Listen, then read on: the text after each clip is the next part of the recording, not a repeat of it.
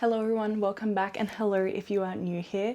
Today I'm going to talk about something that I feel like every mixed culture marriage receives, and that is how we blend both of our cultures together and just kind of make it work. Obviously, me being Australian and Sahih being from Pakistan, we both have different cultures. We both had to bring our cultures together for our kids, blend it, make it work, and have some kind of a perfect mix for both cultures, both of us being recognized and our kids enjoying both sides of their heritage. It honestly has been such a journey, and if you are in a mixed culture marriage, just know that it takes time, but in the end it is so worth it, because mixing two cultures together, you're just getting the best of both worlds. And especially if you have kids, it is so fun to introduce them to both, because they go to their school and talk about both of them. And I hope this makes you feel a little less alone, because I know in the beginning it's scary and hard. So just know we've all been through it. So the first one is family dynamics. And let me tell you, this was probably the hardest one for me, because most of my childhood and obviously into adulthood, it was just me and my mum. Obviously we had our family friends that we still see them, but majority of the time it was me and my mum only. So my family my family circle was really small. And when you marry into a Pakistani family, that doesn't exist. Pakistani families are so big. Everyone talks to everyone every single day. You know everything about everyone. The families are such close-knit, which honestly I love. Hello, where is my family? I don't know, they don't care about me. So we move on, but thank God I married Sahib, and his family are quite literally the best. I love them. His mom is like a second mom to me. His dad is like my dad. His brothers, I love them. And then like the brothers' wives, love them also. My nephews love them. And then obviously the outer circle of cousins and aunties and uncles, they're all just so brilliant. And that is one thing I love about Pakistani families, is how big they are and how close together they are. But when you're coming from just a me and my mum family, going into a family of hundreds, it is very scary, and it takes a little while to get used to, because you are so overwhelmed of how many people love and appreciate you that you haven't felt that before. It honestly took me a while, and the first time I went to Pakistan, we had our wedding reception there, and I think I cried for a month straight, not because I was sad, because I had never had so many people close to me that love and respect me, because as I said, it was just me and my mum just chilling at home. So when you go from 2 people to 100 people, it's quite a big adjustment, but I love it. It works. It works now. We're all happy. Obviously, we still had to find that balance of getting really involved with his family and having his family and everything, but also having our little bubble of just our family. And obviously, because his family isn't in Australia, we do have that. So we always make time for calls with them. My brother-in-law, who is in Australia, he always comes over whenever he's free, but we still have that separate time of just like our small little family.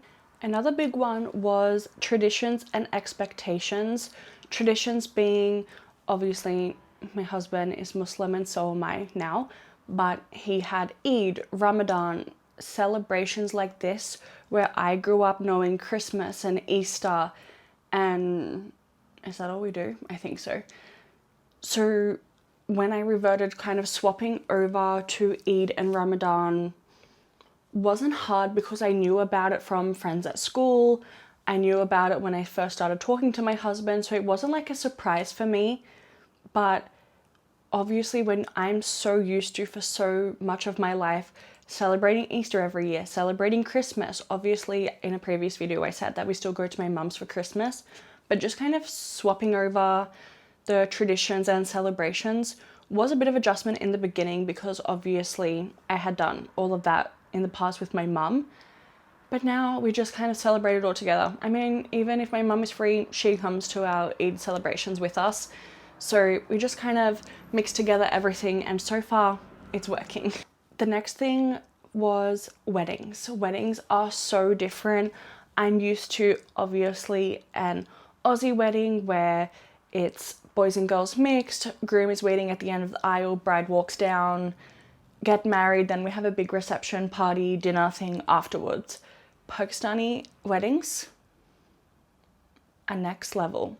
Usually 3 days. Everyone is dressed like they're about to go meet the royalty because they are dressed to the absolute best they've ever looked before. Hair and makeup is booked for every guest. I'm telling you, majority of the girls going have booked their hair and makeup. In Australia, we're doing that at home by ourselves. It's not so much I don't even know how to describe it, because it's not that they're showing off in Pakistan, but it's just that they take it that one step further for a wedding. And here, unless you have a black tie wedding, it's usually more like nice dresses, but not super fancy like you're going to a ball, if that makes sense. But obviously, I embrace what I want to embrace. I accept what I believe is right for me. And you know what?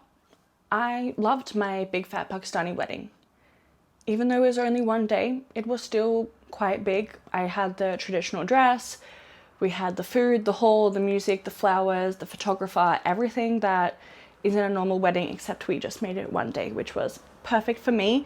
Not so overwhelming, especially because, again, that was the first time I was meeting 99% of the family on that event. Then there's gender roles in the house. And before marriage, I never, again, how many times I'm going to say it was me and my mum, so we were doing everything together anyways. But then when I got married, I wasn't working. So obviously I was totally fine to do the cooking, cleaning, washing, kids, dishes, everything, whatever had to be done, I was doing it. But now that I've started working a few days a week, Sahib definitely helps out with that, whether it's giving the kids a shower while I'm making dinner, or taking the washing off the line, or doing something just to help that little bit more, especially if I'm working and I don't have all of that time free. He definitely does help, which I always appreciate. I do think that my love language is acts of service, because if he helps me, I'm like, thank you, you are the best. Now, the question that everybody always has is, do you speak his language? And you know what? The answer to this is sort of. I do know a few words, I know a few phrases. I can understand more than what I can speak. So if he's talking on the phone, I usually can understand what the conversation is about. I know enough to know if someone's talking about me, which I feel like is the most important thing, because if they're talking about me, I obviously need to know. So at least I've learned to understand if someone's talking about me. Yeah, my language skills are not the best. We're working on it all the time. I follow many people on TikTok that share phrases and things and learn how to speak, which is useful, but no, I'm definitely not fluent, but I know enough to get by, if that makes sense. But I have told him it is very, very important that you must teach the girls, because I feel like now it is such a skill to speak multiple languages, and it's such a dying thing that a lot of families, I feel like, aren't teaching their kids their native tongue, which I think is sad. Why are like native languages dying? It shouldn't be that everyone can speak English. I think that if you can, and if you have the means, learn another language. I think it's really important. Anyways, moving on. Now, the next thing is religion versus culture. What is something that is part of the religion and what is something that is culture based? And I think that's very important for literally every religion and every culture to understand, not to get the two things confused and not to blur the lines on it. I feel like a lot of people love to mix religion and culture together, and sometimes like to say you should do this, but that's actually a culture-based thing, not a religion-based thing. And I feel like the best way to learn what is the difference is, one, do your own research. Is that a cultural thing, or is that something that is religious or part of your religion? And if it is, you can politely say that I'm sorry, that doesn't align with my religious beliefs. That's your cultural beliefs. I'm not doing it. I don't think I've had anything like that in my personal experience, but I do know that it is something that a lot of people face is that their husband, wife, whatever it may be, their in-laws, whoever, may tell you something that is a culture-based thing, saying that it is expected. However, it is not expected because you are not from their culture. Yes, you can mix the things together, but if it's not something that you believe in or something you feel comfortable with, you don't need to do it, because follow your religion first, your culture comes second. The next and most important thing is how we made it work. Honestly, it's just having a lot of conversations, a lot of being very open with communication. Don't hide things from each other, don't expect things from each other straight away, because learning a new culture plus a new religion at the same time is very hard. So have patience with your partner. They're gonna come around to it eventually. Don't push them or they will be scared and they won't do anything.